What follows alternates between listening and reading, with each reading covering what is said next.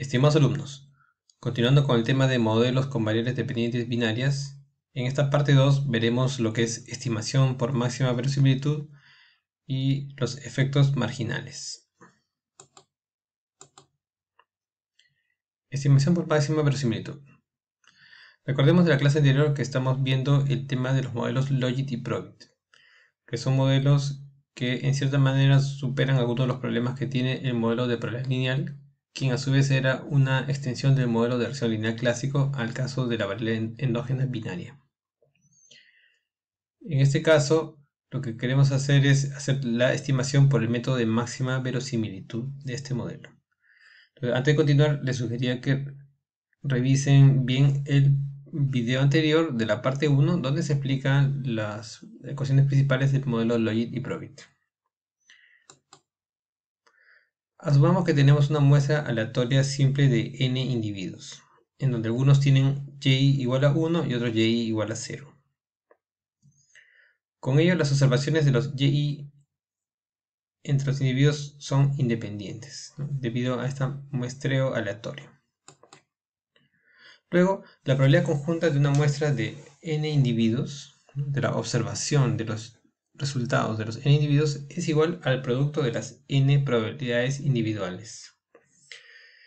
Entonces, a continuación voy a escribir la función de probabilidad conjunta como el producto de cada una de las probabilidades individuales, donde ojo que algunos van a tener la probabilidad de haber obtenido un y igual a 1, es decir, un valor de éxito, mientras que otros tendrán un valor y igual a 0, que corresponde al caso fracaso.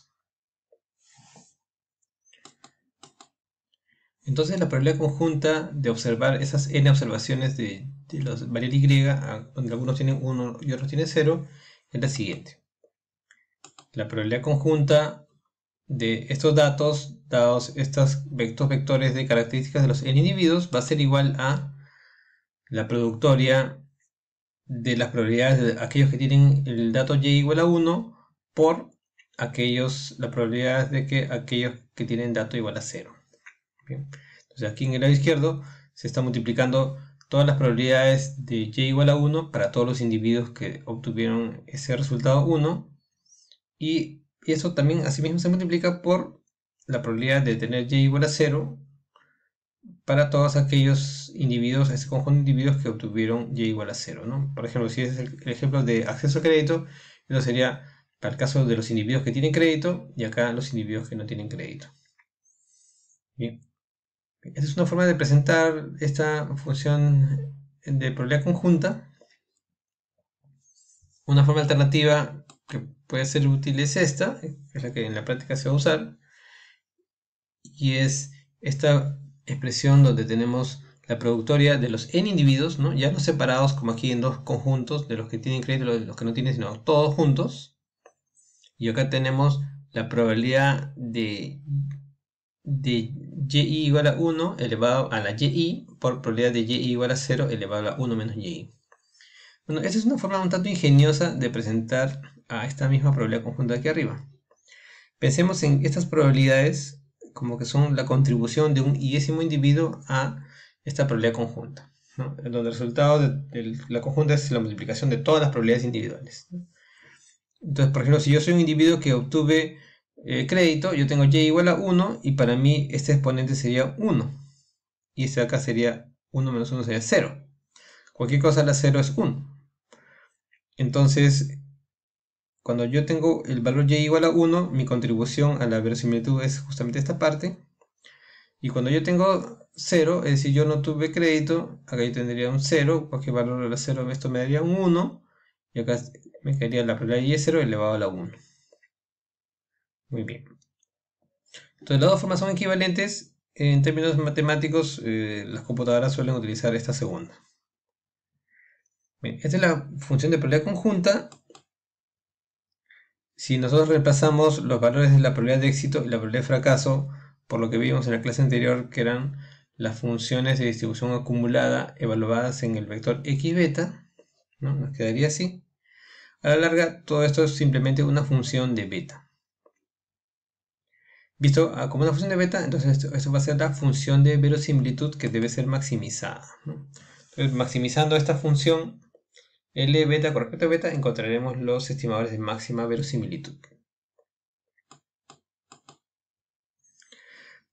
También es conveniente tomarlo del logaritmo, que hace que la optimización sea mucho más fácil. Entonces la versión del logaritmo sería la que ustedes ven ahí. Ahora, esta función es maximizada mediante métodos de optimización.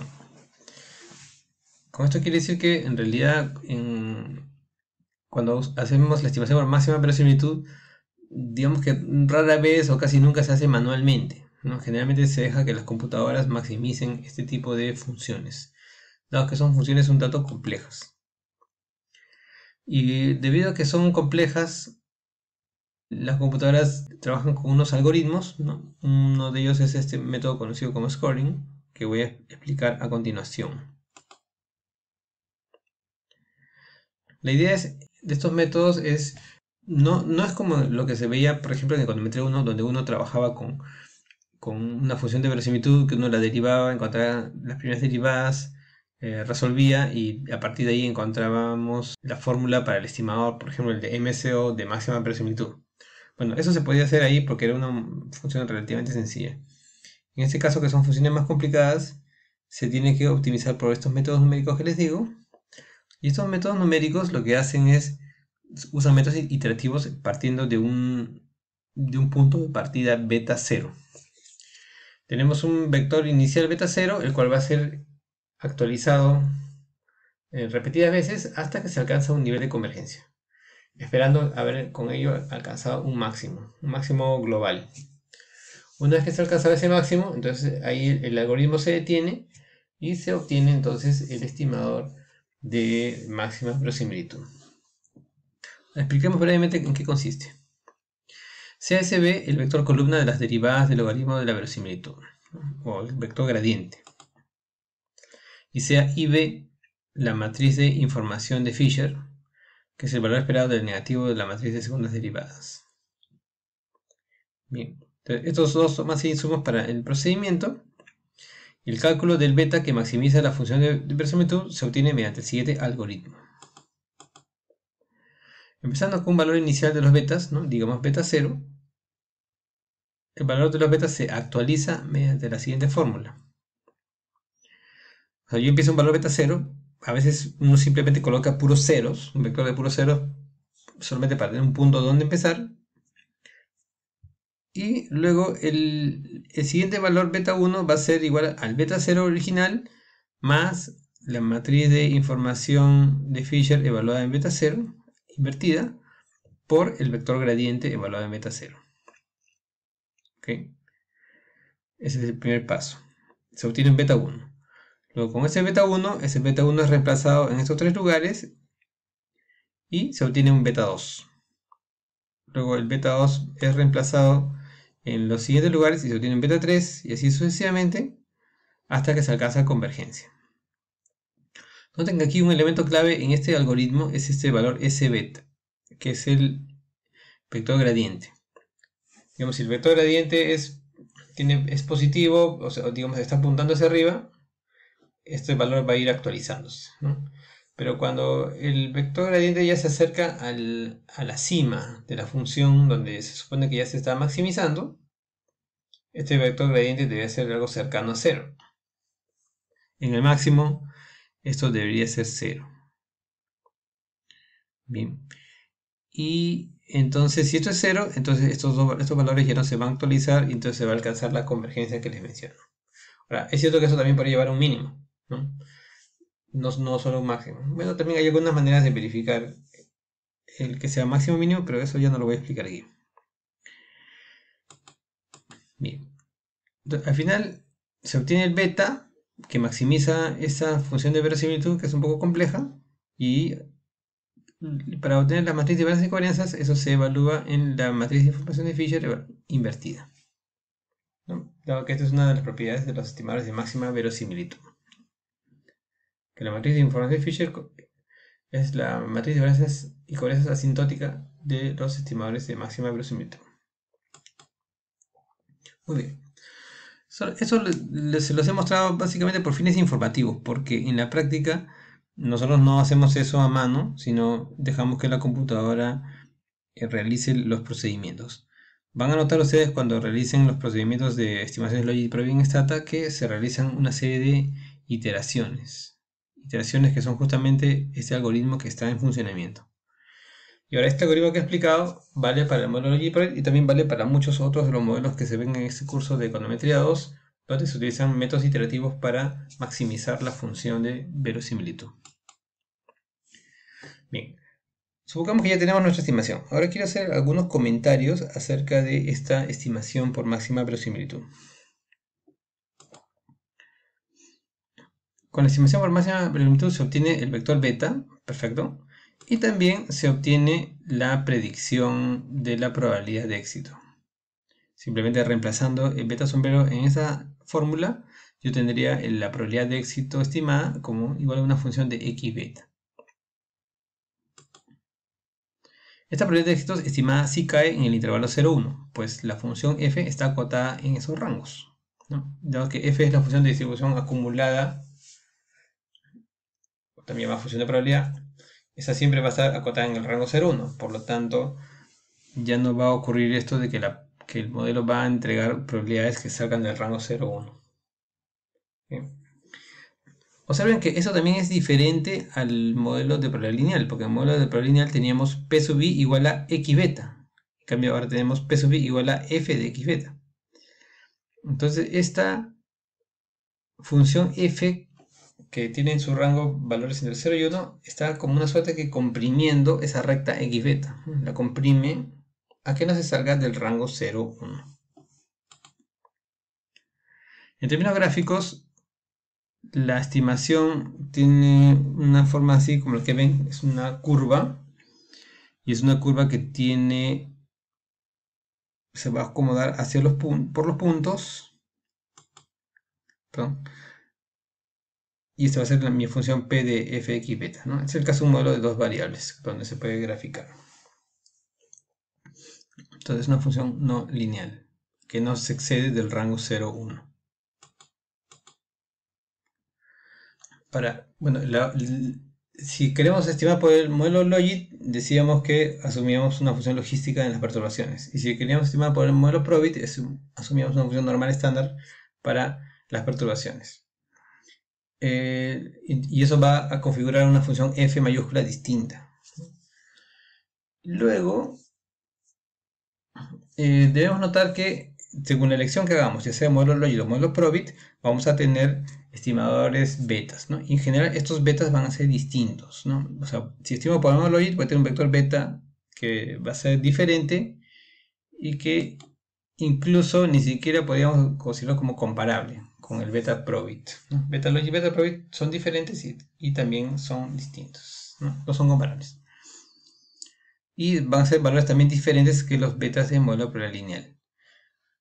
Okay, entonces en sí mismos los betas no son muy comparables, ni entre ellos ni con el del modelo de probabilidad lineal. Pero la comparabilidad viene por el lado de lo que llamamos efectos marginales, ¿no? Entonces, a diferencia del modelo de probabilidad lineal, los estimadores beta, logit y probit no son los efectos marginales de la probabilidad x sobre la probabilidad de éxito. Recordemos que en el modelo de probabilidad lineal, los beta era igual a la derivada de p con respecto a x, ¿no? Derivada de la probabilidad con respecto a x, por eso cambios en x impactaban directamente en la probabilidad.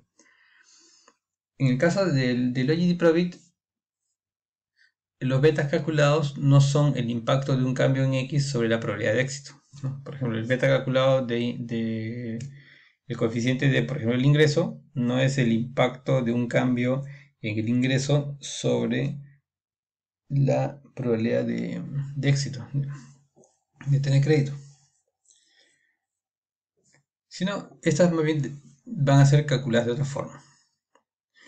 Y esto se debe, déjeme retroceder, ¿por qué? Porque la derivada de p con respecto a x no se deriva directamente, sino hay que tomar en cuenta esta función f, que se aplica sobre los x.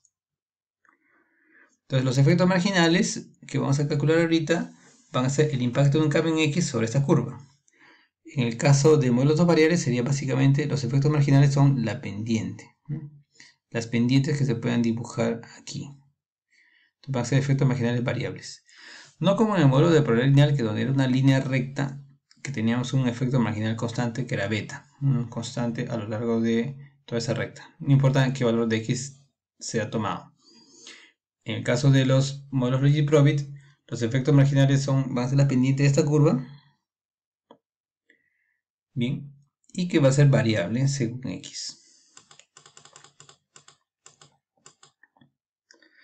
Entonces, para hacer los cálculos de estos efectos marginales, se debe derivar la probabilidad con respecto a la probabilidad xj. En el caso del Logit, acuérdense que es P igual a F de x beta, ¿no? Entonces, esta sería la derivada de la función f de x beta, ¿no? Esta es la función f. Pueden repasar el video anterior para ver que esto es así.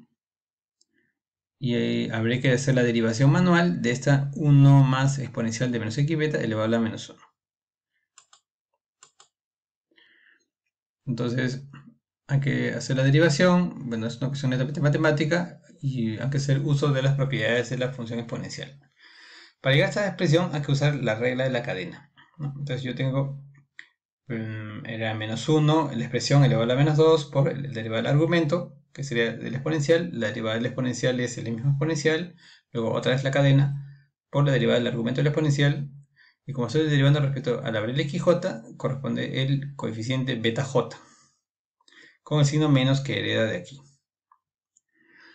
Bueno, simplificando, se simplifican los negativos y reordenando me va a quedar exponencial de menos x beta sobre 1 más exponencial de menos x beta al cuadrado por beta j. Y por las propiedades de los exponenciales podemos comprobar que esta expresión es exactamente la misma que está aquí. A veces me preguntan cómo obtiene eso. Recuerden que exponencial de menos a es igual a 1 sobre exponencial de a. Entonces esta expresión exponencial de menos x beta es lo mismo que 1 sobre exponencial de x beta. Hagan lo mismo abajo, hagan la matemática correspondiente y van a ver que sale este resultado. Ahora resulta que esto, si observan de la clase anterior también qué cosa era P y qué cosa era 1 menos P en el modelo Logit. Esto era F y este es 1 menos F. Lo que me da como resultado es que en el modelo Logit el efecto marginal es igual a la probabilidad de éxito por la probabilidad de fracaso por beta j. En el caso Probit, lo que tenemos es la función f, acuérdense que es un integral de e a la menos z cuadrado sobre 2, diferencia z, etc. Pero preferíamos llamarla a esa función la función phi mayúscula, que es la función de distribución acumulada de la normal estándar. Habría que derivar, esa es nuestra función f, ¿no? Derivada de la función con respecto a xj. Y lo que sabemos es que la derivada de la función de distribución acumulada es la función de densidad. Entonces esta es la densidad de la normal estándar evaluada en xj. Y por la regla de la cadena sería beta j. Entonces queda algo más corto. Observe que los efectos marginales son diferentes para cada individuo i. En el modelo de probabilidad lineal, el efecto marginal es constante para cada individuo i. Mientras que en este caso, el efecto marginal va a depender de cada individuo. Es decir, yo tengo mi propio efecto marginal, tú tienes tu efecto marginal, él tiene su efecto marginal, cada uno de nosotros tendrá un propio efecto marginal distinto. Piensen en el ejemplo del crédito, ¿no? Y ese gráfico que era de los ingresos, ¿no? Digamos, si yo soy muy pobre, si aumentan mis ingresos, eso producirá un cierto cambio, efecto marginal sobre la probabilidad de que me den crédito. Y ese impacto de un cambio en el ingreso sobre la probabilidad será diferente si es que yo soy una persona de ingresos medios o si yo soy una persona de ingresos altos, ¿no? Tal como vamos a ver a continuación. Ahora, pero tener un efecto marginal para cada individuo de repente no es muy práctico. Imagínense que ustedes tienen una muestra de 3.000 personas a las cuales algunas de ellas acceden al crédito y otras no. Y desean saber cuánto sería el efecto marginal si es que cambiar el ingreso de estas personas y sobre su probabilidad de tener acceso a crédito. Bueno, la respuesta es individual. Cada individuo tiene su propia respuesta de efecto marginal. Pero queremos tener una respuesta global, ¿no? Que nosotros podamos presentar en nuestra tesis de repente. Y entonces lo que se hace un promedio, ¿no? Se trata de calcular un efecto marginal que sea promedio para todos los individuos. Entonces, hay dos formas de hacerlo. ¿Cómo calcular este efecto marginal promedio? La primera, dice, es calcular en la media. ¿Qué quiere decir esto? Como el efecto marginal depende de x y x es el vector de características de los individuos, entonces lo que hacemos es, bueno, calculamos un x promedio, que sería una suerte de individuo promedio, con vector de características de, no sé, de sus ingreso promedio, edad promedio, patrimonio promedio, etc. Y luego, en la expresión del efecto marginal, en el caso del logit, simplemente se escribe el efecto marginal y en vez de poner xi, ponemos x barra. Y este es el beta j que ya ha sido estimado. Esto sería el efecto marginal en la media para el caso logit, y en el caso probit es algo parecido, solo que en vez de xi pongo el x promedio. Entonces ahora sí ya tengo un solo valor para este efecto marginal y ya no 2000, 3000 efectos marginales. Bueno, en Stata van a ver que esto se ejecuta con el comando margins de x en la media. Es una primera opción, calcular el x barra. La segunda opción es más bien calcular los miles de efectos marginales de todos en individuos y luego promediarlos, hacer un promedio simple, ¿no? O sea, sumarlos todos dividido entre n. Y esto me daría, por lo que dice aquí, ¿no? El efecto marginal sería 1 sobre n sumatoria de, esta es la fórmula para el caso logit, y el caso probit también es 1 sobre n sumatoria de los efectos marginales. Promedio simple. Esto se consigue en Stata con el comando margins de i de x asterisco. Ahora, ¿y qué pasa si la variable exógena, la x, es una dummy? Pues cuando es una dummy ya no tiene sentido mucho hacer esto de derivada, ¿no? La derivada es un cambio marginal, cambio infinitesimal. Pero si la variable es una dummy, entonces esto no se calcula con derivada, sino se observa el cambio discreto sobre la función f. Por ejemplo, la derivada de la probabilidad de y con respecto a xj sería fx beta dado xj menos f de x beta dado xj igual a 0, ¿no? Por ejemplo, imagínense que la variable de x fuera sexo. Entonces yo diría, ¿cuál es el impacto de ser hombre en comparación con ser mujer sobre el acceso al crédito? Entonces se calcula cómo sería la probabilidad de éxito promedio de los hombres, ¿no? Los que tienen el dato 1, menos la probabilidad de éxito de las mujeres, promedio, y la diferencia entre ambas probabilidades sería el efecto impacto por ser hombre, ¿no? No sabemos si esta respuesta sea positiva o negativa o igual, pero ese sería el impacto del sexo, que sería una dummy, sobre la probabilidad de éxito. Probabilidad de éxito de hombres menos probabilidad de éxito de mujeres promedio. Ahora, y comparando estas dos formas de calcular el efecto marginal, ya sea en el individuo promedio o el promedio simple de todos los efectos marginales, resulta que resultan siendo valores muy parecidos, ¿eh? Tanto hacerlo por logit o por probit.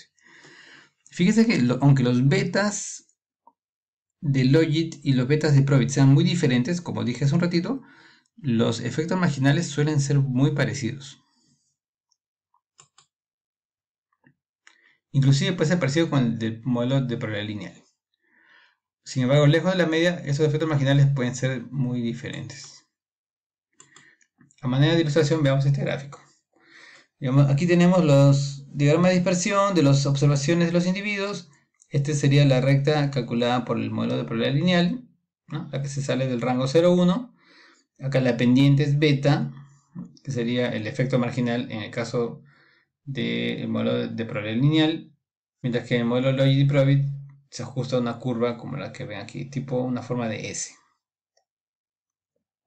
Entonces le decía, el efecto marginal en el modelo probabilidad lineal es constante, no depende del individuo, mientras que el efecto marginal en el caso de los modelos logit y probit, este efecto marginal va a ser variable dependiendo de cada i, ¿no? Básicamente de cada xi. Aquí la pendiente en este caso sería baja, o sea, cuando aumenta el ingreso de las personas que son muy pobres, la probabilidad de tener crédito va a incrementarse, pero no mucho. Si a los muy pobres se les incrementa un poco el ingreso, va a aumentar, pero no tanto su probabilidad de tener crédito. Si llegamos a esta zona central, aquí se acelera este incremento. Acá tenemos un efecto marginal más grande. Y en esta zona de aquí arriba, cuando las personas ya son muy ricas, si se les aumenta un sol más, la probabilidad de que tengan ellos crédito no va a cambiar casi nada, que esta es una probabilidad ya muy cercana a 1. Bien. Ahora, y cuando decimos el efecto marginal en el individuo promedio, ¿dónde está el individuo promedio? El individuo promedio está aquí, ¿no? El que tiene el ingreso promedio, ¿no? Dado que en este ejemplo la única variable x es el ingreso. Entonces, si acá está el individuo promedio, entonces lo que tendremos es cómo sería la pendiente evaluada en este promedio, que sería justamente la pendiente aquí. El gráfico me dice que, fíjese, la pendiente aquí en el individuo promedio no es muy diferente de la pendiente de la recta del modelo de probabilidad lineal. Es decir, las dos pendientes en el promedio van a ser muy parecidas, ¿no? O sea, no es raro que nuestra estimación de efectos marginales por Logito-Probit sean similares a la de el modelo de probabilidad lineal, ¿no? Bueno, es cierto, son parecidas, pero en esta zona. Porque si nosotros calculáramos el efecto marginal, por ejemplo, en esta región, ahí sí habría grandes diferencias, ¿no? Acá la pendiente es mucho más plana que lo que dice el modelo de probabilidad lineal. Lo mismo aquí. En esta zona el efecto marginal es plano, mientras que el de MPL es bastante más alto. Bien. Eso es todo lo que tengo que decir por ahora por los efectos marginales. Muchas gracias y en la siguiente clase les mostraremos algunos ejemplos.